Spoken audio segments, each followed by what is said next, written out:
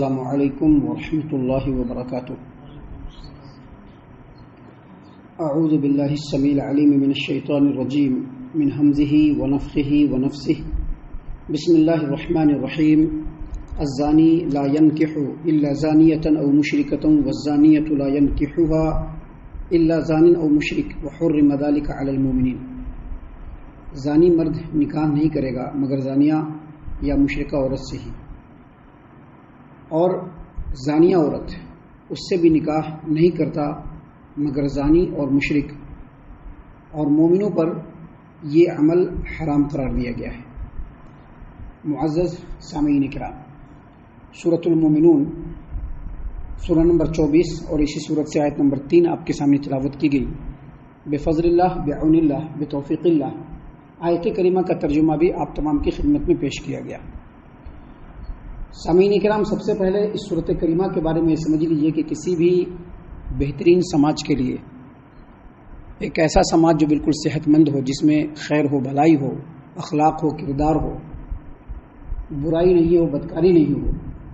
اس سماج و معاشرے کے لیے ضروری ہے کہ وہ ہمیشہ سورہ نور کی تلاوت کرتا رہے،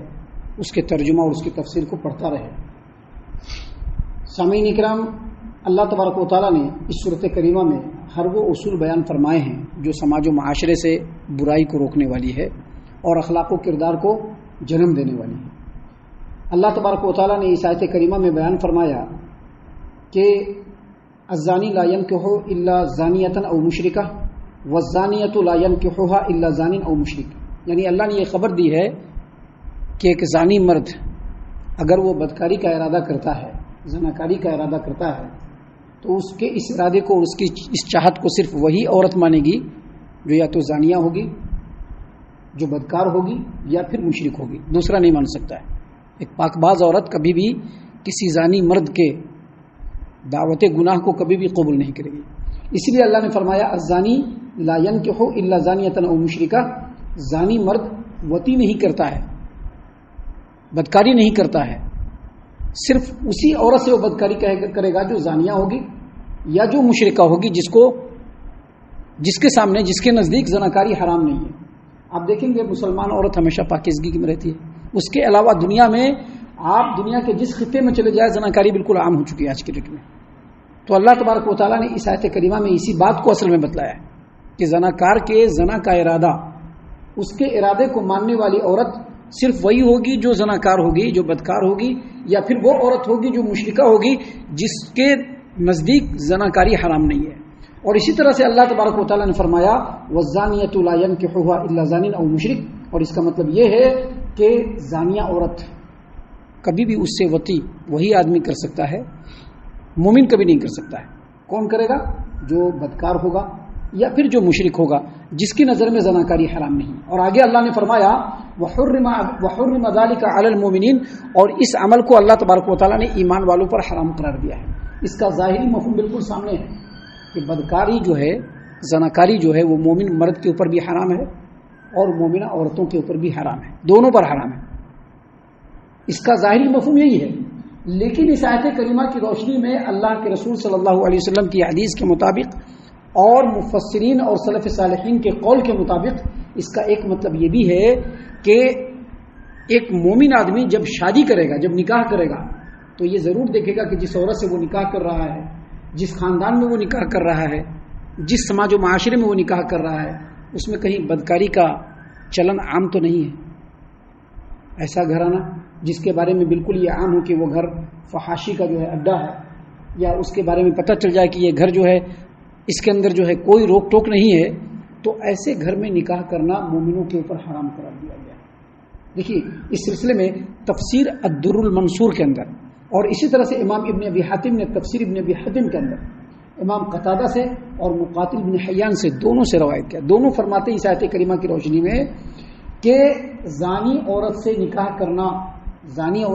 کرنا عفت مآب اور پاک دامن مردوں کے اوپر، مومن مردوں کے اوپر بالکل حرام ہے۔ یا اسی طرح سے کوئی پاک دامن آدمی ہے، کوئی عفت مآب مسلمان ہے، اس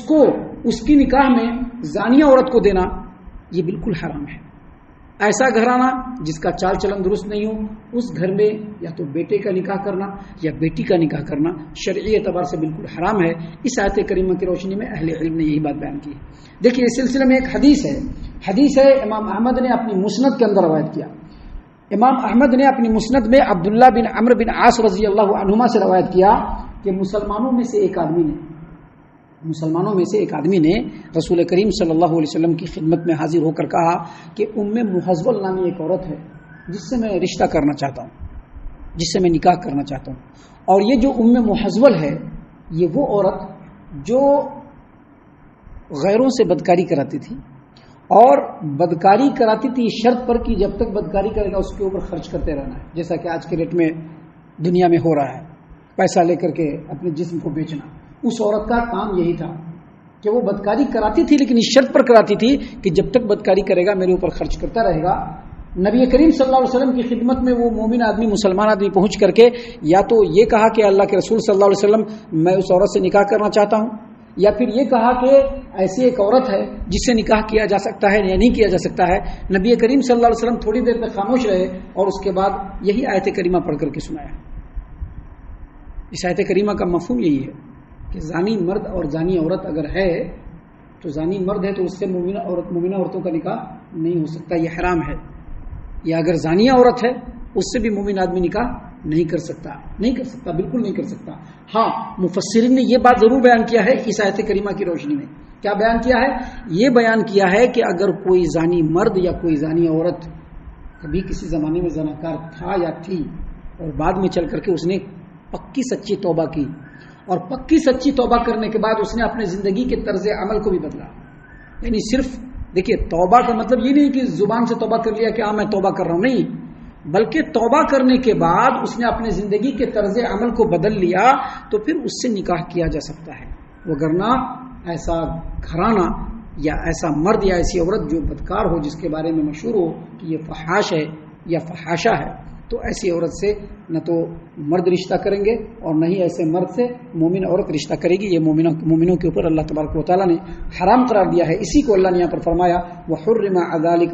ذلک علی المؤمنین، اور یہ زناکار سے نکاح